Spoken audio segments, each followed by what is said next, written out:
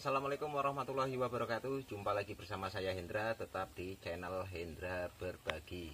Nah, ini masih membahas masalah rongsok ya.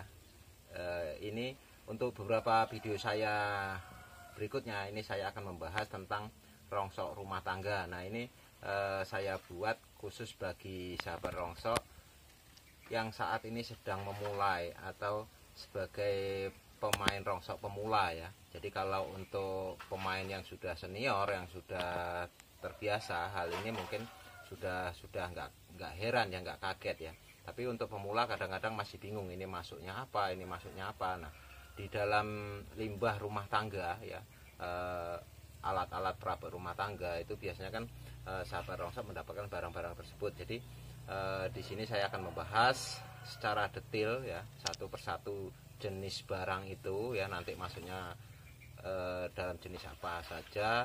Mudah-mudahan ini bisa bermanfaat bagi sahabat rongsok semua, karena kalau untuk usaha rongsok untuk pemula ini sebaiknya memang harus telaten, harus teliti. Beda kalau misalkan kita sudah menjadi pemain rongsok yang besar ya, mungkin kendalanya nggak punya banyak waktu untuk memproses itu ya, terus mungkin perhitungannya ini cuma sedikit seperti itu. Tapi kalau untuk pemula ini memang benar-benar harus telaten. Apapun barang yang sudah kita beli itu sebisa mungkin itu bisa kita jual, kita jadikan uang. Jadi jangan sampai apa yang sudah kita beli ya terus nanti kita buang dalam bentuk sampah atau terjadi penyusutan yang begitu besar. Nah, contohnya sekarang ini saya akan membahas tentang alat rumah tangga, yaitu setrika. Nah, setrika seperti ini sahabat rongsok ya, kita setrika ya. Nah, sahabat rongsok, kalau untuk yang setrika yang mungkin masih agak mendingan ya, mungkin secara casingnya masih utuh segala macam ya, itu sahabat rongsok nanti bisa sisihkan ya. Jadi kalau misalkan sahabat rongsok beli dari rumahan ini dapat barang seperti ini ya, setrika seperti ini, Anda bisa pisahkan terlebih dahulu ya. Nantinya apa?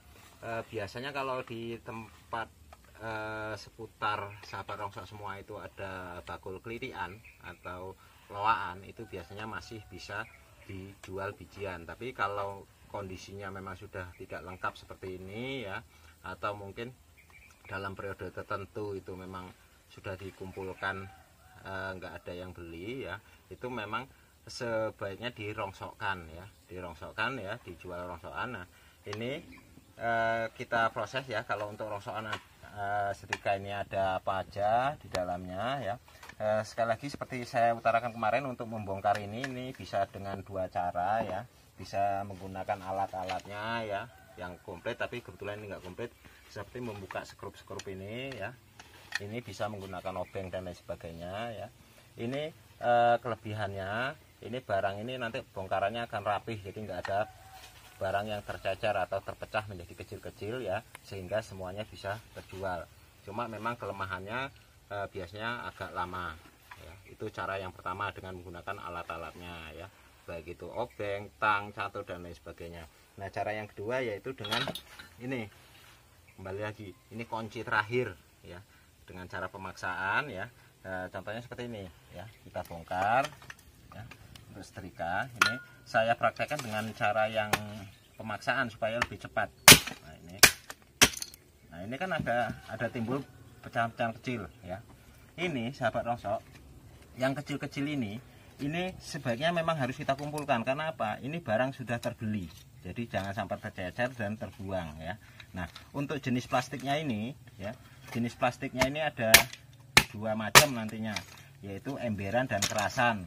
Nah, untuk emberan itu yang ngambang di air, dan untuk kerasan itu yang tenggelam di air. Nah, nanti untuk masalah kerasan maksudnya jenis plastik apa, itu di video saya sudah ada pembahasannya secara detail untuk membedakan jenis-jenis plastik. Nah, seperti ini kita pisahkan jenis plastiknya ya. Ini. Nah, terus ini sahabat rongsok ya, ini kita buka baut-bautnya. Ini harus telaten sahabat rongsok ya, harus benar-benar telaten ya. Nah, setelah kita buka seperti ini ya, nah, anggap ini sudah terbuka ya nanti sahabat rongsok ya. Nah, seperti ini ya.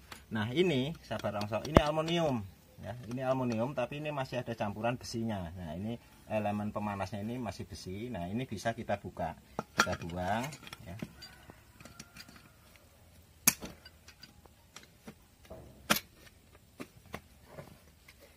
Seperti ini harus telaten sahabat Rongso. Kalau ini nggak dibuang itu nggak bisa masuk ke aluminium bersih nantinya ya. Jadi masih masuknya ke aluminium kotor.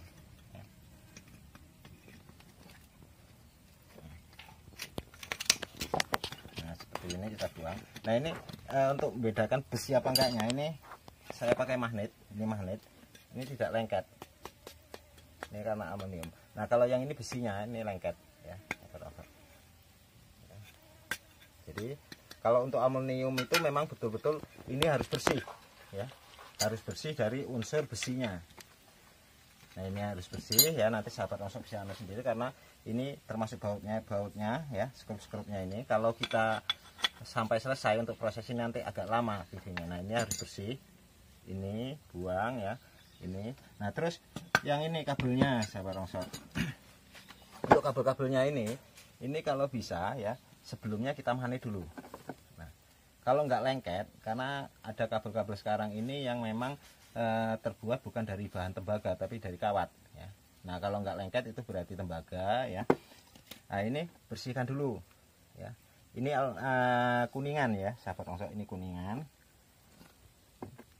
Jadi ini bisa kita potong. Nah ini kita pisahkan, ini kuningan kita pisahkan, kita siapkan wadah ya seperti ini. Ini kuningannya kita pisahkan ya. Memang jelimet, tapi memang kalau untuk yang usaha kecil ini bisa dikerjakan di saat-saat pas longgar, nunggu apa pengambilan dan lain sebagainya ya.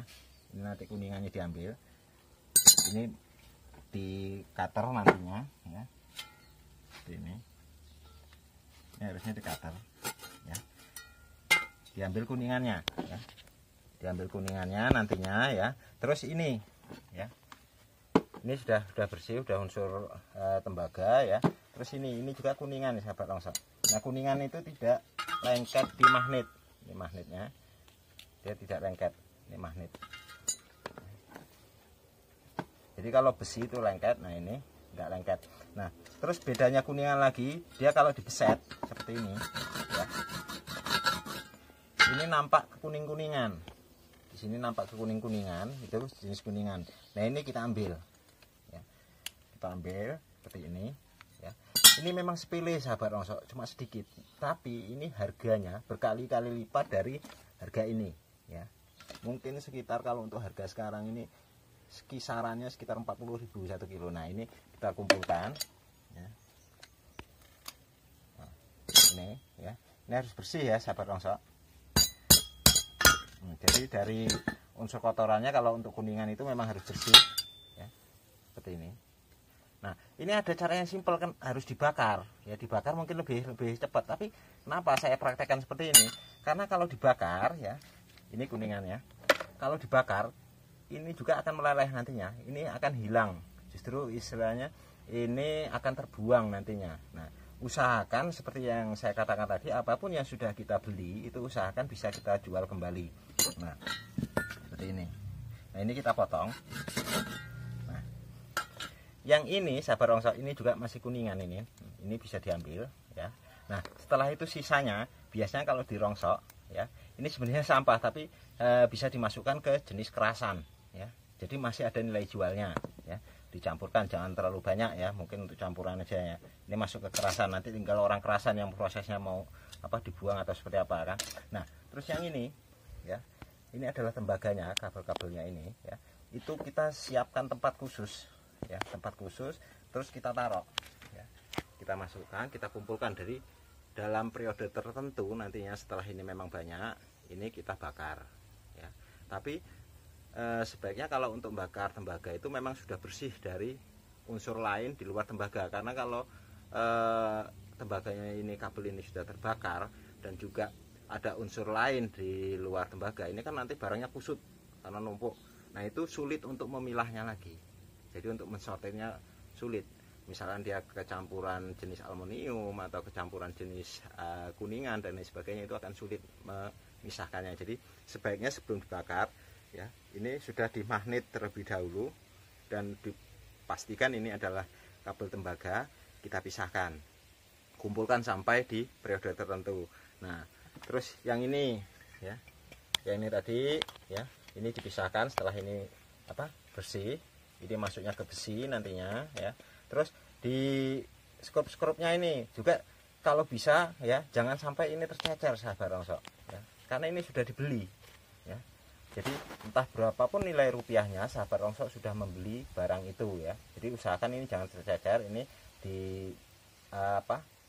wadahi di wadah tertentu, nantinya ditimbang ikut besi. Ini juga besi ya. Jadi seperti kabel-kabel ini kecil ini sahabat rongsok ya, ini jangan dianggap sepele ya.